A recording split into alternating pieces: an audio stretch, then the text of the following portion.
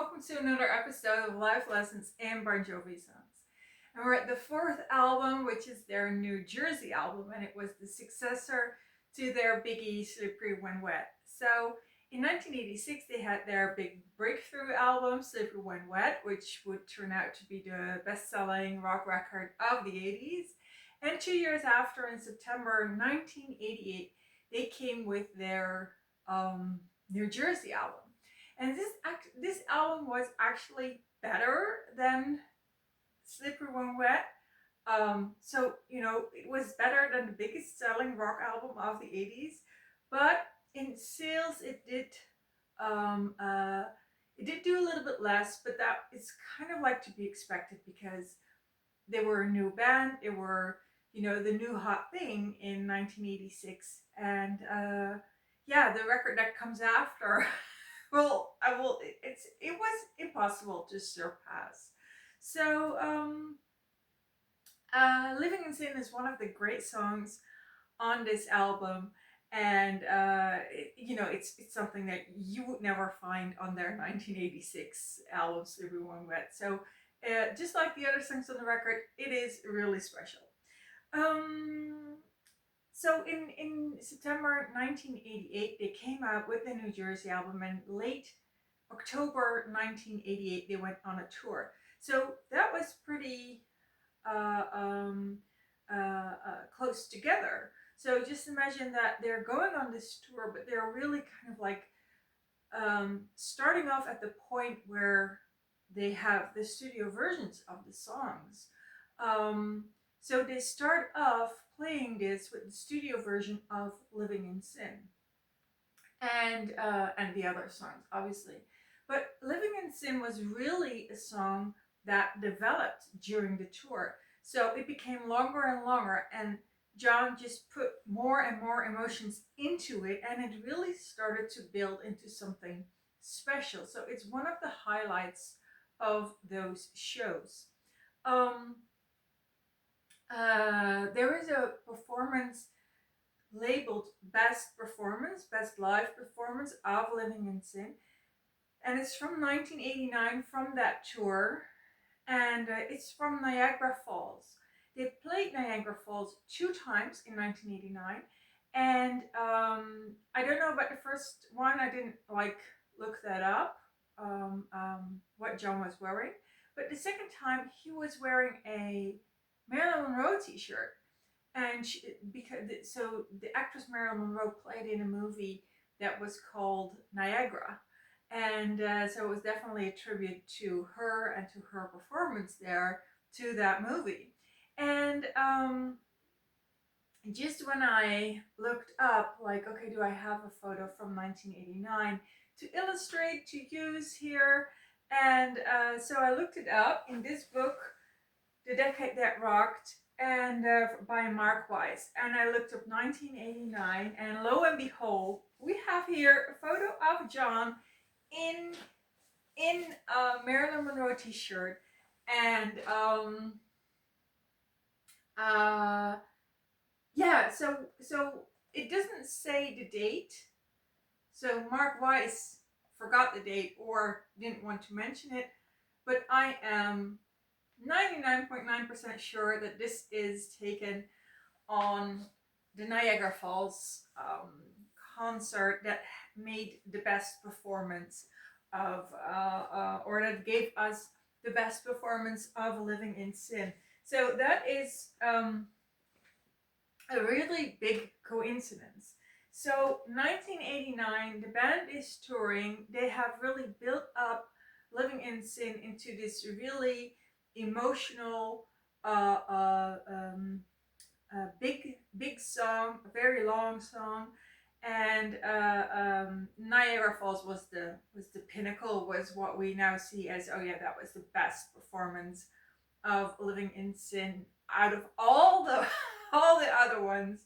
And John was wearing his Niagara Falls t-shirt. So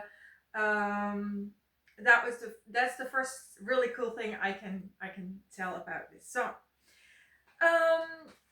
The second is that it was the final, or one of the final singles from the album, I will go with D Final because this was 14 months after its release. Just imagine, September 1988, they released this album. November 1989, 14 months after, they come with this single, Living in Sin. So it was on the last legs, this album, when it came to, producing singles. And, and it kind of like shows there were reasons why Living in Sin wasn't really an extremely big single, but before we get into those, the fact that it was released 14 months after their album dropped is definitely one of them. And the other reason was that the theme was extremely Catholic. And so the theme is about two young people who want to be together, and they are forbidden by their parents. And so both their parents have very cold marriages that really revolve around enforcing Christianity onto their children, or the values of Catholic values of staying virgins and not having sex before marriage. Um, so these young people really want to see each other, but they can't. And that theme is just like, you cannot have a Living in Sin video without addressing this theme. That is the theme of this song. There really is no other. So you can't get around it. And the band didn't want to get around it. So they made this video, Living in Sin, which really depicted this story that I just told you. You know, like a young couple, they want to be together, but they both have very conservative parents, in very cold marriages, and they kind of like get the Christian message or get the monogamy message from, from two sides at the same time. So that's kind of like the repressive environment their love lives in. And so they made like that, like they often did in the 80s, like a little movie. When a video was like a little movie, it revolved around storytelling. And but it got censored. And this is the same as with the demo version. So there's this demo version of Living in Sin where I actually like the demo better, but I don't know why. So I will give you the link to the demo version below. But I can't tell you why I like that better. But it's so crisp and it's so clear, and I just don't have enough, knowledge about music to say why I like that one so much. So there's this demo version of Living in Sin, and I can't tell you why I like that more, or at least equally much. But the same thing with the video. So there's the uncensored version from the video, which I will give you here below. And then there's the official one. And, or not the official one, the uncensored one, right? And I watched both of them. So, no, I watched the official one. So I watched the official one and I watched the uncensored one. And I'm pretty sure I like the uncensored one better, but I have no idea why. Like, it's not like it has like very explicit themes, or very explicit scenes that I'm missing out on in the real one. I'm like, they look kind of the same to me, but I like the uncensored one more. So apparently they really are different. I will give both links below, and maybe you can find out what's different. But yeah, I like the unedited, uncensored version video of Living in Sin definitely better. So yeah, so it was a single released 14 months after the album dropped. There was a lot to do about the video. It had to be censored in order to be played on MTV, ending up with kind of like not what the band had intended with the video, because it was cut, it was censored. And so then we come to the big theme. Um, just like with the pages on the book, I have to kind of like see if I can show you this photo without getting too much of the lighting in it. So I hope you can see it. So this is from the late 90s, and this is John Bon Jovi wearing a Jesus inspired crown. And this was like, I think that after they did this, after he had really kind of like lived out his Catholic upbringing, like really kind of like, he took it to the level where he was kind of like embodying Jesus, or kind of like playing with that imagery himself on camera, on film.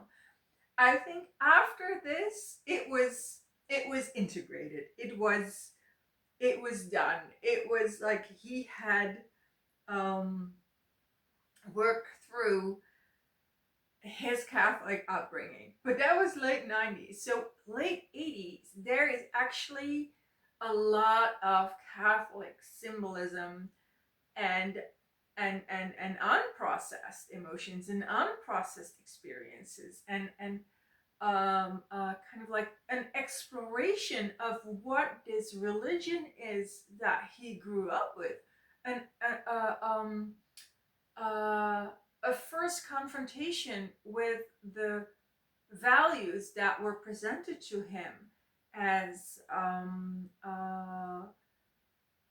as truths, as undeniable truths. Like he had to comply or he had to fight them, but they were not up for discussion. It was not like, okay, John, we think this, what do you think? That was not how it went in Catholic environments at the time. So, living in sin is really one of those very powerful expressions of of a young John Bon Jovi, because he was very young when he got famous, um, and a young John Bon Jovi still grappling with, okay, but what was this religion I grew up in? And Living in Sin is a story about two young people, but it's also the story about John Bon Jovi working through the first layer of his experience with the Catholic Church. And like I said, I think late 90s, this must have been kind of like the peak. I think it was late 90s. I'm not sure. I didn't look it up. I didn't look it up, but it was, I think, in the 90s with this photo shoot, whenever it was in the 90s, that was kind of like then he was done. But yeah, I think that you know having that record of an artist, or us being witness to an artist going through um that confrontation with his own demons, with his own, with the repression that he was under, as well as all his peers in New Jersey, in the time where he lived there. um yeah, it's almost like a generational, I wouldn't say trauma, but generational repression, and I think most of us have experienced it in one in I wouldn't say any shape or form, but in some form. We have all, or most of us have experienced it in some form. It's just that the packaging has changed over the years. So um John Bon Jovi's like Catholic upbringing um, um, was the reason why we have a song like "Living in Sin," but others may have had the same message, but packed in a different value system. But the message was the same, which is you must do what we tell you, and it's immoral to obey us, your parents, and it's also immoral to have sex, definitely immoral to have sex before your marriage. So I think that that message of that the parents decide what the children should do, and that what they decide is that you can't have sex before marriage, I think that is a message that, or two messages that we all got in some form. And some may have been more liberate and some not, but I think many of us, that was the reality as teens. And what I really like in the video is that it starts with a voiceover from John in his speaking voice. So it's not singing, it's in his speaking voice. And it's uh, and what he's saying, like, so it's the first spoken words in the whole Living in Sin video. He says, "There's always something we have to do for them, but this is one thing we have to do for us." And this speaks, of course, them is the parents, and for us is this young love. And I think it's one of the things that really has aged well, because uh, I think, parents in general still decide what the children should think.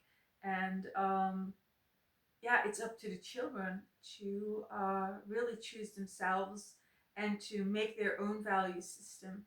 And in a way, I think also the life lesson is also here, that if you have that thing to push against, if you have to push against the value system of the church and your parents in order to be together, that is a very powerful way of coming together, because there is this pressure from the outside world that you have to overcome, and the only way to overcome it is to kind of like work as a team. You really get this us against the world kind of chemistry. So I do think that the life lesson here is, if you are in a repressive environment, it does give you that, that power to stand up for yourself, but also that it can really galvanize your relationship when you push back together and you say, this is how we're going to do it.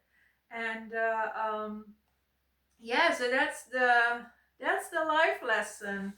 um yeah, that, relationships that have started under such pressure and scrutiny do have in a way, a very powerful start to become a very grounded and strong couple together. And we also got great art. Let's not forget that, that the repressive environment from John Bon Jovi, and many artists with a Catholic background who were grappling with that. Um, yeah, it gave us great art. It gave us great art. So that was it for today. And the next time we have Blood on Blood. So Blood on Blood is the the next life lesson in Bon Jovi songs. See you there. Bye.